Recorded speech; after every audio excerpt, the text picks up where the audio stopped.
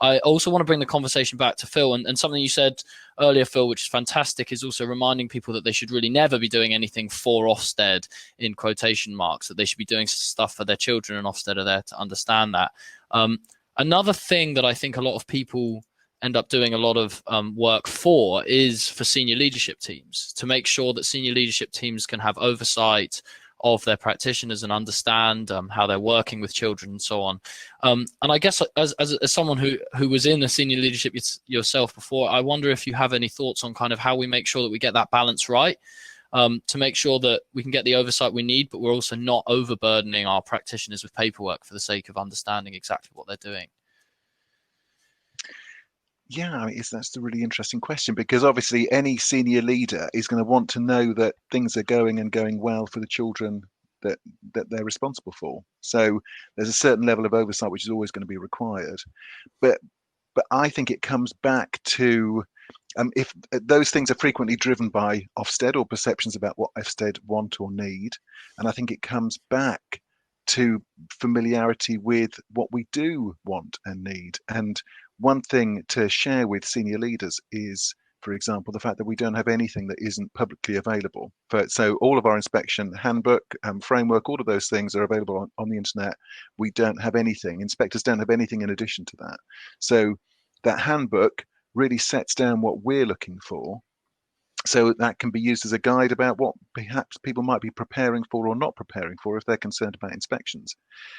When there's some other really strong messages that have come through that Wendy's mentioned already and Julian has said as well, about what we know about how children do well.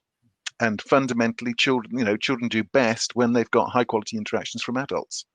So anything that sets up a system which removes that is not going to be doing as well for the children as if they had more time with the adults. So any systems, I think, in any education system, you have to judge, don't you?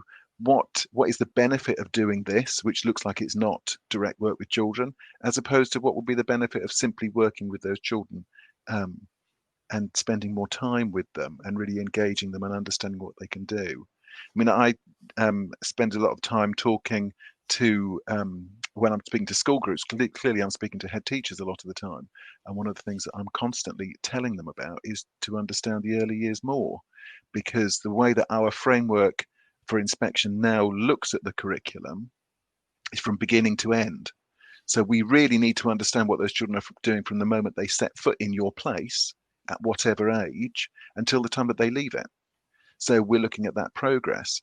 So that's why it's so important that people have a really good understanding of the children that they've got. We really, we want people to really know their children so that they can plot that path for them and make the progress. And when we're on inspection, one of the things that we as inspectors always enjoy is actually when you can have a conversation with a practitioner about a child where they really show that depth of knowledge of that child, of what that child can do, what they're currently learning, what they couldn't do before and that they've practiced and they've got better at, what we're really focusing on, what they're finding difficult, all of those things that come from really knowing a child, but also having that big picture in the back of your mind of where you want them to get to by the end. Because of course that's so important. Otherwise we might lose track of the key things that we want those children to get.